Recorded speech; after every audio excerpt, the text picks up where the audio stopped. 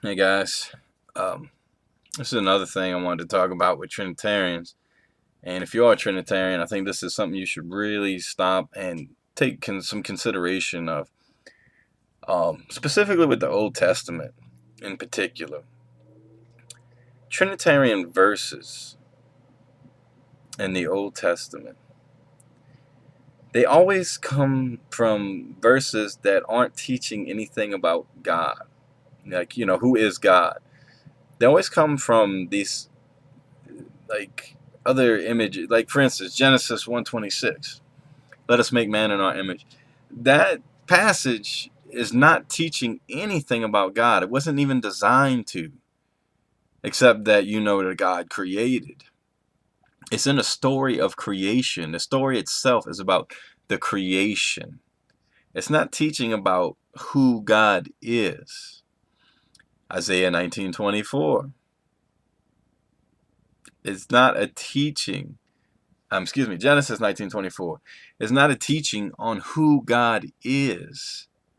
Isaiah 6 is not a teaching on who God is. Isaiah 40:55, Isaiah 45:23, Micah 5:2. And that's something I think people need to get their head around really, really, really well. If you're going to sit here and try to find a Trinitarian God in the text, then I would look for texts that are actually teaching about God, teaching about his nature and who he is, and not use verses just that are about other things. Like I said, Genesis 1 is just the easiest one to focus on. That verse was not meant to show you who God was, how many God was. That was not even the context of that verse. So focus on that. Think about that when you're studying this stuff. Don't try to study it in a way where you're not bringing a new meaning into a verse that doesn't teach who God is. And you guys do this all the time. It's it doesn't make any sense to take verses that are about actions that God is taking and making them verses about how many he is. So bear that in mind, if you would, please think about it. There's no reason to read him into the text. Just, if you're going to read the Trinity in the text, at least try to limit it to verses that are about God itself and not about something else. Like I said, Deuteronomy, take the Shema. Hear, O Israel, the Lord, he is our God, the Lord is one. That passage was not designed to show you how many God is, okay? It was to separate God among the pantheon of gods, the henotheist and polytheistic Jews that fell away from their faith and had many gods, Molech and these guys. This was designed to say that he's one. There's nobody with him. There's no other gods to worship. It was not designed to prove the Trinity or disprove the Trinity. It was not its intention at all.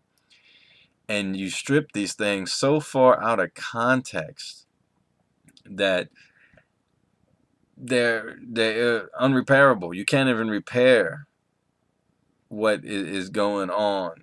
It's you got people quoting Psalms 19. The heavens declare the glory of God. The skies proclaim the work of his hands. The day after day pour forth speech. Night after night they reveal knowledge. They have no speech. They use no words. No sound is heard of them, yet their voice goes out. They use this. I don't even know what to say. Because God has hands in that passage, I guess. They say it's the Trinity. It doesn't make any sense. Isaiah 43:10, you are my witnesses, declares the Lord, and my servant whom I have chosen, so that you may know and believe me and understand that I am he. Before me no God was formed, nor there will be the one after me. I am the Lord, and apart from me there is none. That's not a Trinitarian proof text. It's showing that God, among all these other gods that were competing in the view of the Jewish people, was alone and unique. And please, just do that. Focus on reading the verses in context. If the verse isn't teaching you who God is, then it wasn't its intention. Genesis 1, let us make man in our image. And then it says, he made them in his image. God made them. What are the two things we are made of? Dust of the earth and the Spirit of God, the breath of God. It's not teaching you who God is. So I'm drilling on that point, I know, but man, stick to the verses that are teaching God.